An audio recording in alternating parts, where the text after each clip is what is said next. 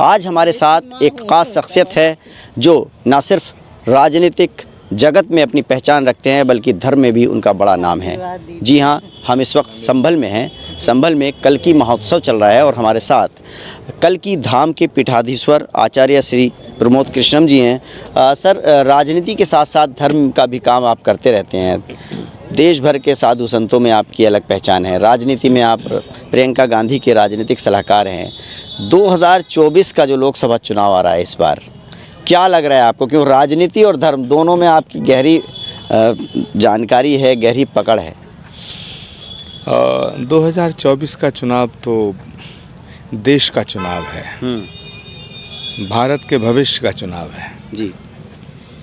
और मुझे लगता है कि 2024 के शुरू में ही भगवान श्री राम के मंदिर का उद्घाटन भी होना है जी। यानी कि कल्की धाम का या अयोध्या की बात कर रहे हैं? राम मंदिर का अयोध्या में 22 जनवरी को उद्घाटन होना है और श्री कल्की धाम के मंदिर का शिलान्यास होना है 19 फरवरी को।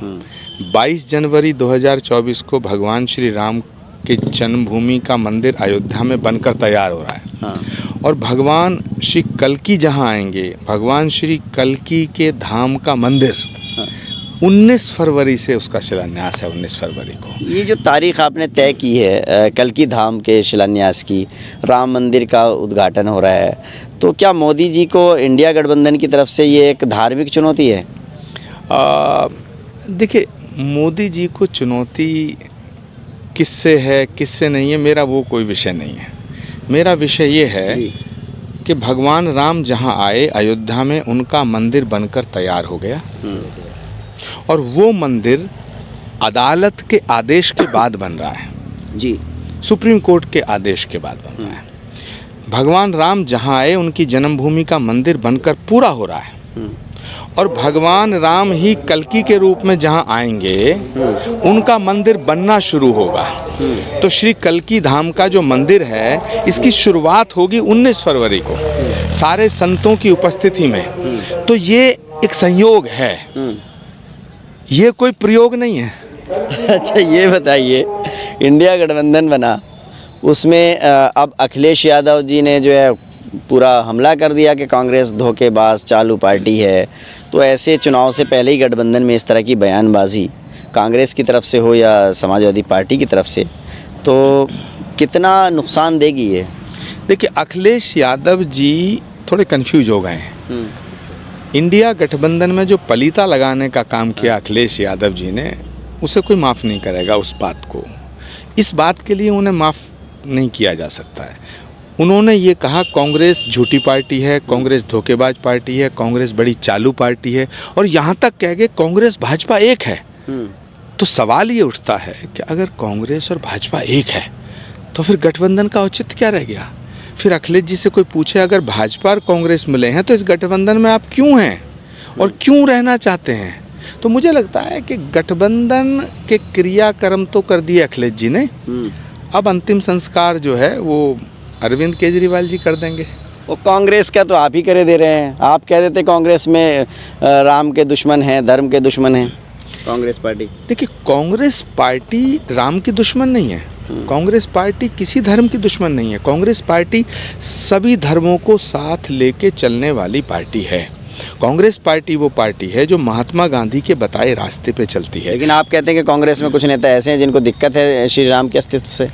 अब कुछ नेता हैं तो इसका मतलब ये थोड़ी पूरी कांग्रेस राम विरोधी हो गई। कुछ नेता तो हैं, कुछ नेता ऐसे हैं जो कांग्रेस को महात्मा गांधी के रास्ते से हटा के, इंदिरा गांधी के रास्ते से हटा के, राजीव गांधी के रास्ते से हटा के, राजीव गांधी के रास्ते से हटा के, सुभाष चंद्र बोस और पंडित जवाहरलाल नेहरू के रास्ते से हटा के, मौलाना आज़ाद और अशफाकुल्लाह के रास्ते से हटा के मार्क्स के वामपंथ के रास्ते पे डालना चाहते हैं। मैं उन नेताओं की बात करता हूँ। वो नेता राम विरोधी हैं। कांग्रेस राम विरोधी नहीं है, कांग्रेस सनातन विरोधी हो ही नहीं सकती। जो कांग्रेस महात्मा गांधी के रास्ते पे चलती है, महात्मा गांधी की हर सभा की शुरुआत होती थी रघुपति राघव राजा राम पतित पावन सीताराम। तो वो कांग्रेस जो महात्मा गांधी के रास्ते पे चलती थी वो राम विरोधी कैसे हो सकती है? और अगर मुझे किसी दिन लगा कि कांग्रेस राम विरोधी हो गई है तो मैं तो पार्टी छोड़ दूंगा। अच्छा ये बताइए, विश्व कप की हार को लेकर के तमाम तरह की चर्चाएं चल रही हैं, आपको क्या लगता है क्या वजह रही हार की? देखिए, हार जीत लगी रहती है। भारत की टीम सबसे अच्छी टीम है। यही वो टीम है जो कप लाती है। कभी कभी हार जाते हैं, तो हम अपने देश के साथ हैं, भारत की टीम के साथ हैं। और 140 करोड़ की जनता इस देश की ये चाहती थी कि भारत जीते, लेकिन 2024 के लोकसभा चुनाव में आचार्य प्रमोद कृष्णम एक धार्मिक गुरु हैं, उनकी क्या भविष्यवाणी है? किसकी सरकार बनने वाली है 24 में देश में? देखिए, भारत को जीतना चाहिए। कौन बनेगा प्रधानमंत्री? भारतीय संस्कृति, भारतीय सभ्यता, भारतीय संस्कार, भारतीय लोकतंत्र, इसकी जीत होनी चाहिए। वो तो मोदी जी भी कह रहे हैं। किस पार्टी की सरकार बनेगी, कौन प्रधानमंत्री बनेगा, ये विषय छोटा है। कांग्रेस में दम लग रहा है कि नहीं? नहीं, कांग्रेस बड़ी पार्टी है। अगर कांग्रेस पार्टी और मैं आपको आज बताना चाहता हूँ कि जितनी भी रीजनल पार्टियाँ हैं, अगर ये कांग्रेस के नेतृत्व को स्वीकार करती हैं और कांग्रेस के किसी नेता को प्रधानमंत्री के पद का कैंडिडेट बना देते हैं, कांग्रेस के किसी नेता को प्रधानमंत्री का कैंडिडेट बना करके चुनाव लड़ा जाएगा, तो ही मोदी जी को हराया जा सकता। अदरवाइज मोदी जी को हराना आसान नहीं है। देखिए, आचार्य प्रमोद कृष्णम हमारे साथ थे। उनका साफ कहना है कि अगर विपक्ष के नेता कांग्रेस के किसी नेता को प्रधानमंत्री पद का चेहरा बना करके चुनाव लड़ेंगे तो ही चुनाव जीत सकते हैं, वरना मोदी को देश में हराना मुश्किल है।